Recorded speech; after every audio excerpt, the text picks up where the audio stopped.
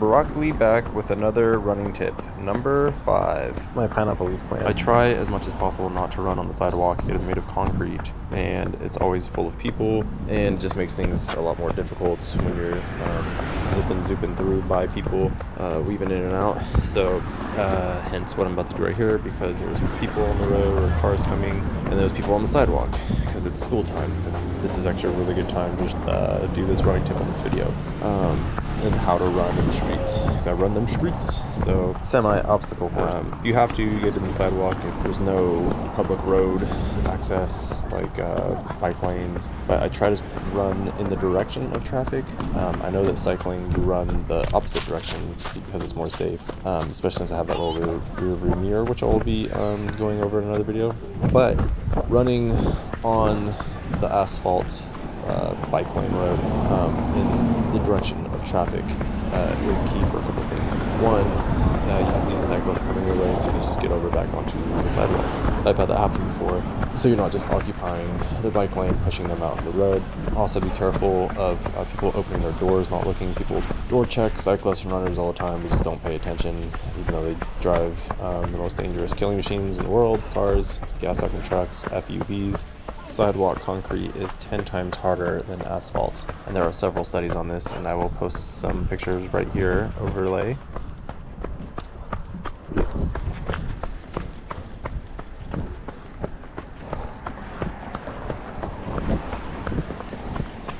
And there are several studies showing that running against traffic is much safer because you can see erratic drivers coming towards you and you can get out of the way, versus not being able to see them when you're running with traffic.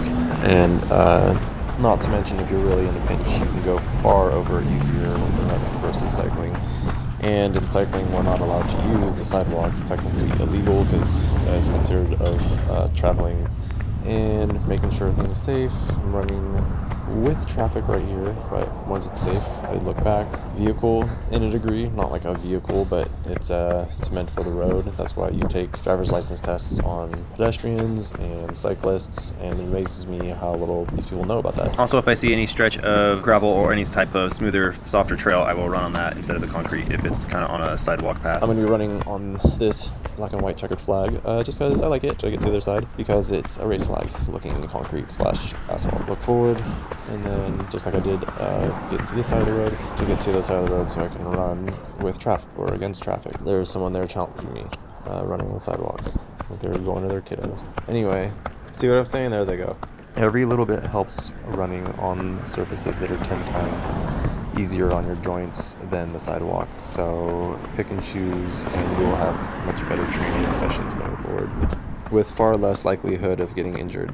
Obviously, be aware of your surroundings. A true ninja is aware of their surroundings, and on my phone I do have a list of all the laws for cycling, running, etc. that I can show people on the spot whenever they want to challenge things because they're stupid idiots.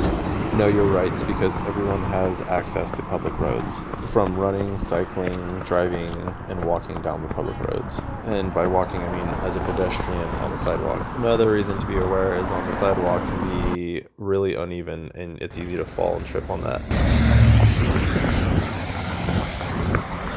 This is the first run since the marathon. Got over 100 miles in on the indoor trainer. Road bike racer. Spinning out the legs for blood recovery flow to alleviate the pavement pounding on the joints for a week.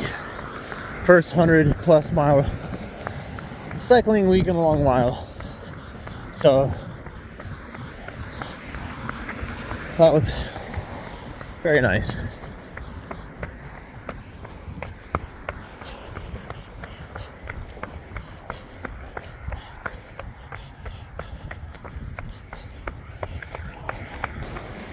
This is the best that I have recovered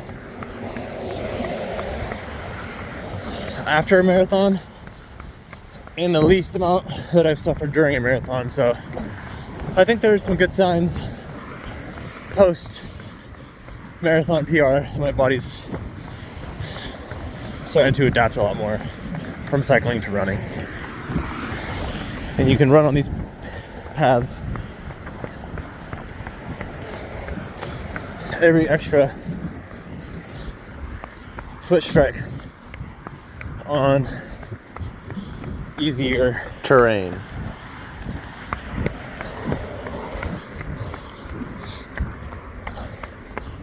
grounds like that will help adds up throughout the year. You don't want to go super out of your way for it though. There's just too much mental energy being spent and side movement. Like you don't want to do it like every time. Like, oh my god, one little foot strike is gonna not really do much. And then there's too much irregular movement. Like right here, kind of worked out. Or see, like this is just kind of works out. Hopefully no rocks get stuck in my Super Blast Rock Catcher 3000s. The one problem with doing this though is the ground is a little more uneven. So something you gotta,